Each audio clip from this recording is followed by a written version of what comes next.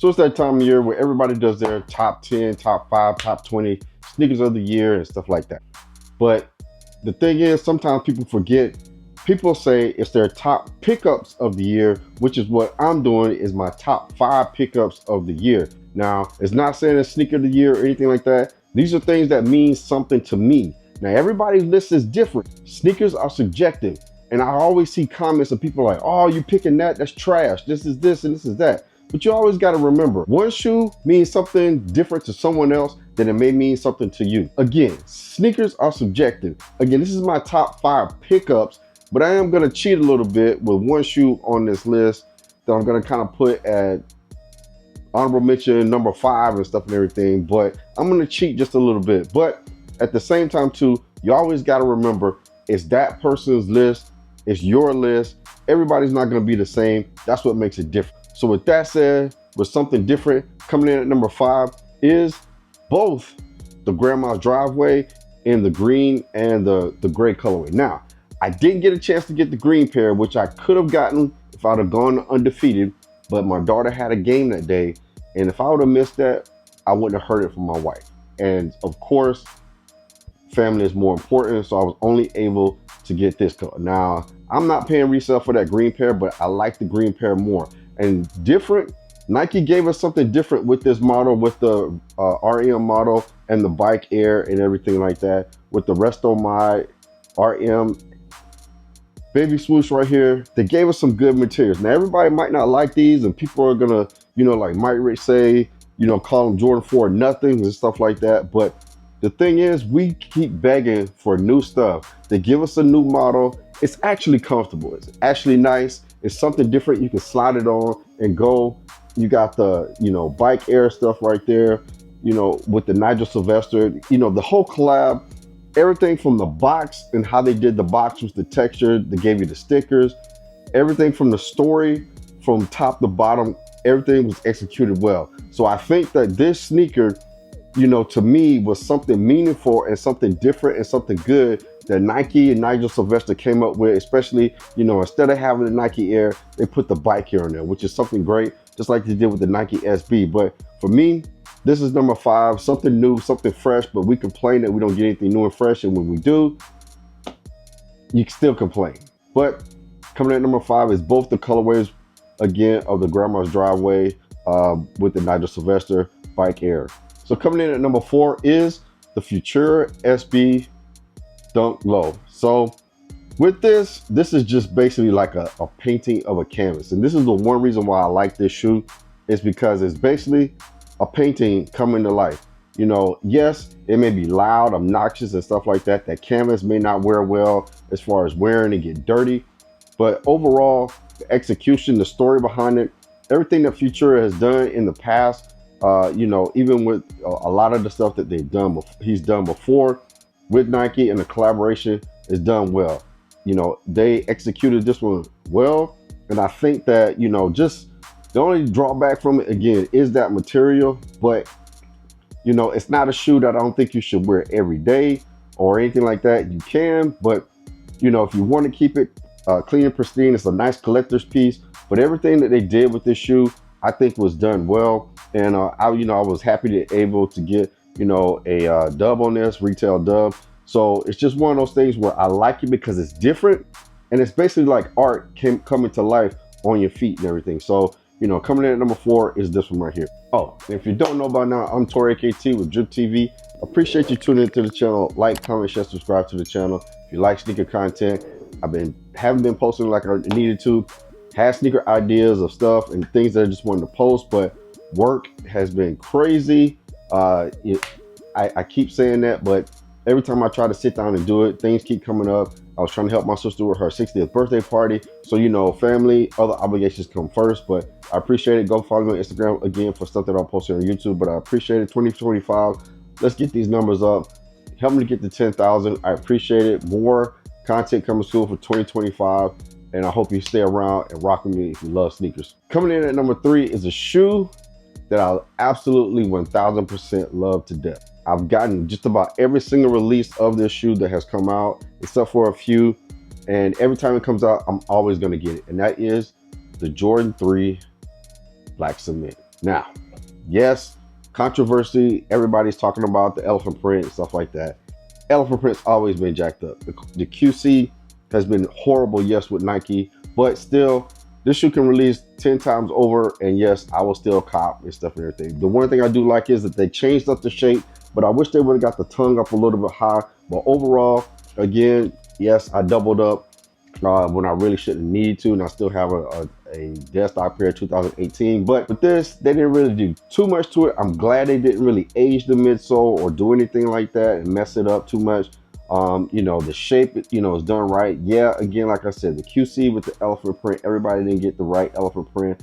A lot of problems with the toe box and everything, how it was done high or messed up, or the toe box was messed up, glue stains, all kind of stuff. Just, it was a bad release overall, but still, it is a black cement 3. Threes are just one of the ones that you can just pop on and go and wear and just, you know, slip on it and get to stepping and keep going and stuff. But you can't go wrong with a 3. You just can't go wrong with the 3. And, you know, no matter how many times this shoe releases, I probably still will buy it, and I just beat them down. I actually wore my 2018 pair today when I went to the store. I just popped them on real quick and just bounced. So they're comfortable, more comfortable than 4. So for me, black cement 3 is number 3 on the list. Before we get down to the last 2 on the list, I do have a couple honorable mentions, and I do have one thing I want to say. Now, yes, most of these shoes, all these shoes on the list are Nike. Now, with that being said, I have bought and I do have worn other brands, Asics, New Balance, Saucony, however you want to call it. People call it different things, but Saucony, whatever you want to say.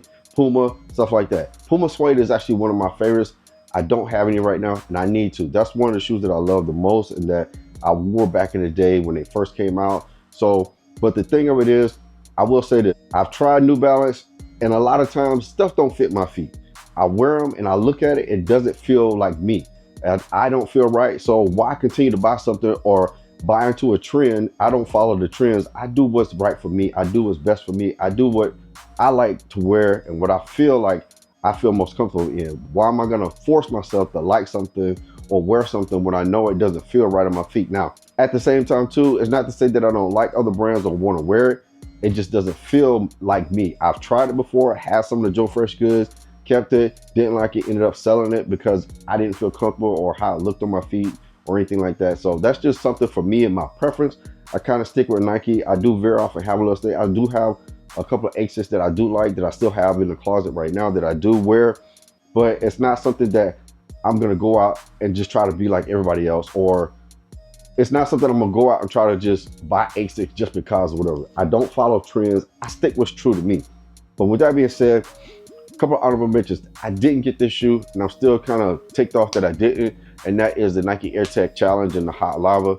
Now, it's not going for much, so I may take something and just trade for it because I'm not going to pay for resale. That's not me. Again, if you've been watching this channel, I don't pay for resale, but trading for a shoe, yeah, for something I already have or double up or something that I got, I'll end up probably doing that and trading and getting that shoe. So that shoe is on the list. A lot of people are probably not going to like this shoe, but for me, I own the original. I didn't get the retro, but for me, it has more sentimental value than anything. I don't care if it's a brick, trash, or whatever you want to call it. It means something to me, and that is the Jordan 9 Powder Blue. Now, again, if you watch my video, I'll throw up some B-roll. I had the original, and I wanted to preserve it and stuff and everything. And when I asked my mom to send me my original shoe, it had already crumbled.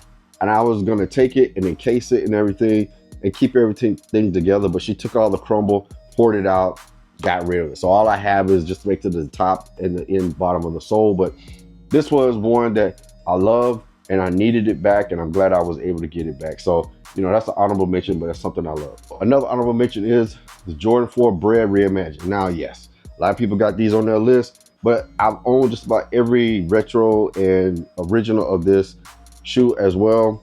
And so, you know, changing it up is cool, but it's just one of those things that, you know, I'm not going to always put it at the top of the list or anything, but I do love this shoe. It's one of my favorite sneakers because I've had the originals and stuff like that. So, you know, it's one of those things where you kind of got to put on there. It's an OG that I love, and it's something that I'm glad that they come. It's, you know, easier to keep clean.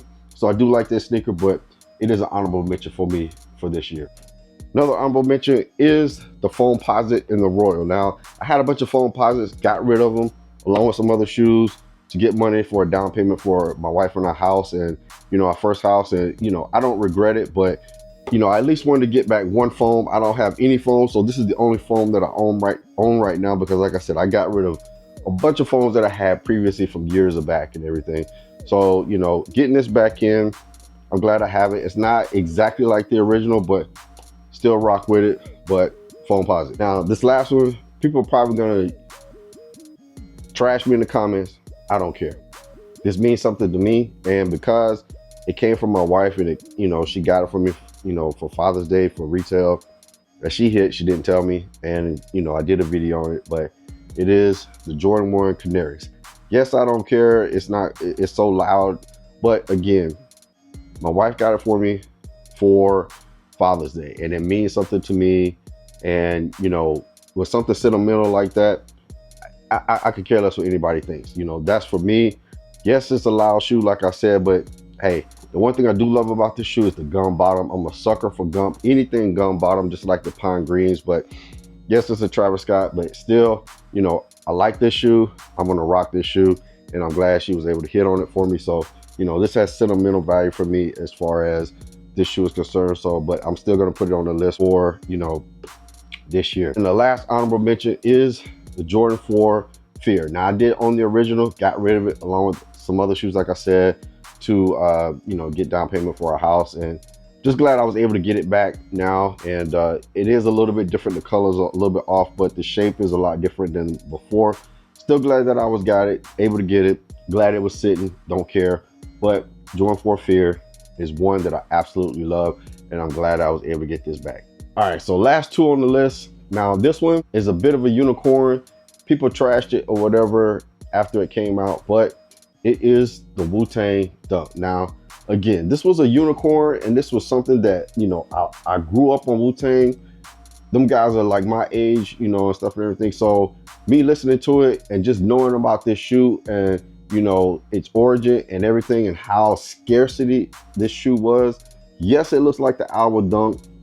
Of course, that's what it was modeled after and everything, but the colors and everything is a slight different. The material on this shoe is better than the Alba Dunk. So, yes, the Wu symbol adds a little bit extra, and of course on the tongue too as well. But again, I do not care. This is on my top because of what it means to hip hop culture, what it means to me.